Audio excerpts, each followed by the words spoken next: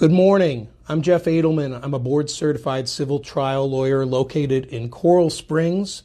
I'm on the Palm Beach County Justice Association board, and I'm here to talk to you today about diminished value and loss of use property damage automobile claims. I'm also an author of the newly released book, Choosing the Right Lawyer is No Accident, available on Amazon, or if you email me, I will send you a copy. It's a good guide for clients to understand the process of personal injury claims. But in any event, let's talk about diminished value and loss of use, because this is something that I kind of fell into a few years ago. I started litigating these cases, and I realized that this is an area of the law that kind of gets neglected by us personal injury lawyers. And clients, I'm sure you've found this, sometimes care a lot more about their cars than they do about their own bodies. So it's important to have at least a working knowledge of what these two areas are and that they are compensable by Florida law. So the first thing we're going to talk about is diminished values, sometimes called diminution of value. And again, we're talking about property damage on automobiles like this Rolls-Royce Phantom drophead convertible that I tried that case in Palm Beach County a few years ago. Diminished value means what is the car worth after the repair is made to the car. So the day before the accident, what's it worth? The day that it's repaired and given back to the customer, what is it worth? And that has a value to it. And it's always the same. The calculations are the same according to the experts. But obviously, when you're dealing with a car of this caliber that retails for $636,000, it can be a very substantial amount. But even for a car that's worth $50,000 or $100,000, there's significant damages there. Everybody's seen the commercials, show me the Carfax. Well, diminished value is really what they're talking about when you're talking about show me the Carfax. Interesting to note, Carfax is not admissible in court because it is hearsay. So you still have to have an expert witness. You can't show a Carfax report. We've actually taken the deposition of the Carfax representative, and they have said that it is hearsay. So diminished value, the difference in value from the car not being in an accident to being in an accident. And it's really pretty simple to explain to a jury. If you're given two cars, one's not been in an accident, one has, are you going to pay the same price? Or are you going to try to finagle a little bit to get a better deal here? Or are you going to go with this one because it's got a pristine history? Those are why those reasons are why diminished value exists. Now, loss of use is one that you may have heard of diminished value, but loss of use you may not have. Loss of use is being deprived of your chattel, deprived of your property while the vehicle is being repaired. Now, a lot of people think, okay, well, the insurance company has to give me a rental car. It's not that simple, actually. They should give you a rental car, but the standard is what would it cost to rent a vehicle of like quality and brand. So when you're talking about an exotic car, you can see how that could be very expensive. A car like this could cost $1,500 a day to rent or more. A Ferrari 358 Italia could be about the same. So a lot of times I'm dealing with exotic cars, but again, this translates to any vehicle that you have. Now, loss of use, again, it's calculated by looking at the daily rental rate. This is supported by case law. I'm going to get into it. Before I get into the nitty-gritty of that, though, I want to talk a little bit about these claims because insurance companies really do hate them. The experts, we're dealing with hard numbers. The experts are usually pretty close in terms of the value. It's just that the insurance companies do not like the law on these cases. And the case law is on our side for once, so we should take advantage of it. But before you start running to all your files and looking to see if you can do it on every single case, there's a few things you need to keep in mind. Now, I wouldn't recommend doing this if you have an active personal injury case going on because of all the issues that you're going to have dealing with the property damage and then dealing with a complicated personal injury case. In fact, most of the cases I have, either the injury case has been resolved and I've gotten it from another lawyer, or there's no injury at all. There's just property damage, it's been repaired, and the client wants to be compensated for these damages. The car can't be totaled. If it's a total loss, you don't get diminished value because there's a total loss to the vehicle. Makes sense. Third party. You cannot make these claims of diminished value and loss of use against your own carrier, first party. It needs to be against the negligent party. So what I often will tell a client is to have the vehicle repaired by their own insurance company, and then you preserve the property damage value from the third party. And a lot of people don't know this. The client's damages take priority over the repair costs paid by the client's own insurance company. So they may have paid out $20,000 and there's a $25,000 property damage limit. You get priority. So it makes sense if you have that collision coverage to go through that first. Plus, you have a little more control over the repair and other reasons. So I think that that's kind of important. It has to be economically worthwhile. Now, if somebody has a brand new Lexus that has a value to it, I think a bird just hit our window over here. We're high above Coral Springs, and that was a first. But in any event, it has to economically make sense. So we're talking about a brand new Lexus convertible or a Lexus ES350, and then we're talking about a 2013 Kia Soul. Okay? You have to have value to the car, and you got to look and see what the Kelley Blue Book value is. You have to see what the market is. Just do a quick Google search and see what the car is worth. I mean, it costs a lot of money to file a lawsuit. You want to make sure that the costs are not going to exceed what the actual diminished value and loss of use are. Now, if they give your client a rental car and they're driving a 2013 Kia Soul, you're not going to get anything extra on there. So just, keep those things in mind. But if somebody has a car that's 2 or 3 years old and it has a $30,000 plus value to it, it's worth taking a look at. At the very least, it's worth having some knowledge about this so you can guide your clients. Now, where does all this come from? Well, if you look right at our jury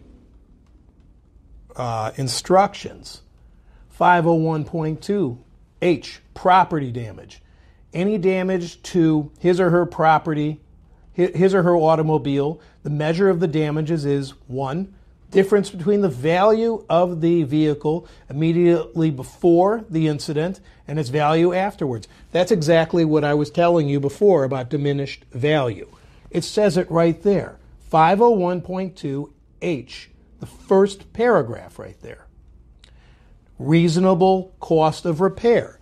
Now, usually you're not going to have this in one of these cases because the repairs are going to already be done. But obviously, that is something that can be compensated for. Now, the last one, this is the one the insurance companies really hate. Reasonable cost of repair, you shall also take into consideration any loss to claimant, the plaintiff, for towing or storage charges and being deprived of the use of his/her vehicle during the period reasonably required for its replacement or repair. So if your client's car is in the shop for 30 days and to rent a vehicle that's similar to that vehicle, it would be $200 a day. You can do the math. You're looking at a pretty big loss. When you're dealing with exotic cars and they're having to get parts from the Ferrari manufacturing plant in Italy, it can take months. And at $1,000 to $1,500 a day, it really does add up. But the law says that you can claim that. So the law is on our side with these property damage claims. The case that I cite that is the most important case involving loss of use is the Meakin v. Dreyer case, 209 Southern 2nd 252. Meakin, M-E-A-K-I-N versus Dreyer, D-R-E-I-E-R. It is a second DCA case from 1968. And the reason why it's so important is it plainly says when the plaintiff is deprived of loss of use of vehicle, rental value of equally equipped automobile is indicative of the loss. Now, it's not the only thing, but it's indicative of that loss. And I think that's really important to stress. Now, the other thing to note, it's at least the rental value of the chattel. That's true even if you don't rent another vehicle of the same kind. So if you have another vehicle you're using and you don't rent a vehicle, you still can be compensated for that because you've been deprived of your property. Let's say you like going outside and seeing your beautiful Lamborghini on your driveway every day, or looking in your garage and seeing it there, and you drive it once a month. That's not the standard. The standard is you don't have the property, and the rental value is the standard. Now, to be fair, when we have expert witnesses testify, I usually get the daily rental rate, I get the weekly rental rate, I get the monthly rental rate, so that we can give the jury something to look at here. And I want to talk a little bit here about, hang on one second real quick here. All right, bear with me 1 second. All right, so in any event, to get the diminished value on these cases, you do have to hire experts. To get loss of use, you do have to hire experts. It's important to do that. You can't just say this is what it is, just like in your personal injury case. So this is a summary for that vehicle I was showing you, the Phantom drop head convertible. We had a diminished value market appraisal summary, and you can see that my expert looked at other vehicles and what they were selling for. Similar vehicles, $299. Now, again, when this accident happened, my client had the car for a few years, so it was not worth $636,000 at that time. It was worth only about $300,000.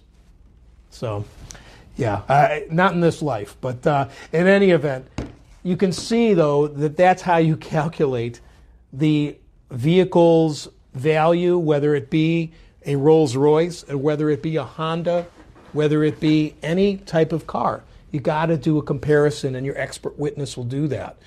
They'll do these reports for like $400. So if you have a client that you're really trying to help, that's available for them. If they're serious about putting down the money for it, it's about $400. And you'll get a report like this. It's really impressive. And it takes into account what the market is, the inherent diminished value. They look at what it sells for retail and wholesale, and they come up with the number. They also look into just the fact that there's been a repair, and that matters. That's the repair-related diminished value. When you're dealing with a lot of these cars, though, especially the exotics, the owners do not want a car that has any blemish on it whatsoever. So that's something to consider. You have a limited market, and then you hurt the value of the car even more. So that is something that you must consider when you're dealing with a car like this, which really is a work of art. A Rolls-Royce or Ferrari, these are handmade cars. When you look at them up close, you can see it. There's a reason why they're so expensive and why they look so beautiful. But in this particular case, considering the other vehicles that were available, looking at this vehicle and the repairs that were done to it, which were about $22,000, the adjusted total diminished fair market value, my expert witness testified that the vehicle lost $38,923 in value from being involved in this fender bender type of accident. So in any event, that's one side of the coin. For loss of use, when we're dealing with that, there are exotic car rental companies. You look at rental car companies that you've heard of, like Enterprise, Hertz, get somebody to testify what the value is. But for these type of cars, a lot of times you go to these exotic car rentals, and I have an expert witness that will testify what he's rented this exact car for. It's kind of irrefutable. Now, the last thing I want to talk about here is how do juries respond to these cases? Well, it's very different than what we normally deal with because we're dealing with pure economics. So while for a personal injury case, you might want one type of juror on that case, for a property damage case like this, you'd want more analytical people on the jury. You'd want them to examine your experts because it's very digestible for them. It makes sense. The experts we use cross the T's, dot the I's. So it's not necessarily a bad thing. You don't want people who are going to be negative against your client for asking for these damages. And when you put it in terms of all cars should be looked at the same way when you're in front of a jury, whether it's a Ferrari or a Toyota, if you have one car on one side that hasn't been in an accident and one that has, are you going to pay the same price?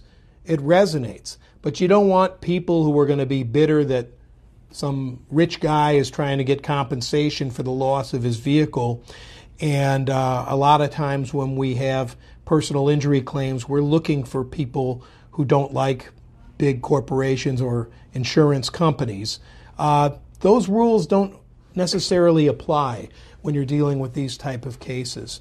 And in fact, in one of the closing arguments that I did, I actually quoted Thurgood Marshall, who is a renowned civil rights attorney and the first African-American Supreme Court justice on our United States Supreme Court. The principles which would have governed with 10,000 at stake should also govern when thousands have become billions. That's the essence of equal justice under the law. So I kind of tie everything together with that to show that even one of the more liberal Supreme Court justices would agree that what we're doing is lawful and the right way to handle these types of matters, which are very interesting. You get to touch a lot of really fascinating vehicles that you never would see. And if you have any questions about these types of cases, feel free to give me a call anytime. My name is Jeff Adelman, and my number is 954-341-2777. Jeff, we actually do have a live question. Oh, good. So Celicia Smith-Gordon said, "Hi, Jeff. Does the diminished value claim representation fall under contingency fee agreement or hourly? You indicated that the client would pay about $400 for the report." You know, it really depends on the client in terms of the $400. Again, it has to be economically worthwhile to proceed with it. If you have a case like this, you don't mind paying it, but if somebody has a 2017 Honda Pilot, well, you have to make it economically worthwhile. And here's what I mean by that. When you are looking at a dollar amount of $38,000, let's just say we're dealing just with diminished value, you have to consider that you're going to have to file a proposal for settlement at some point.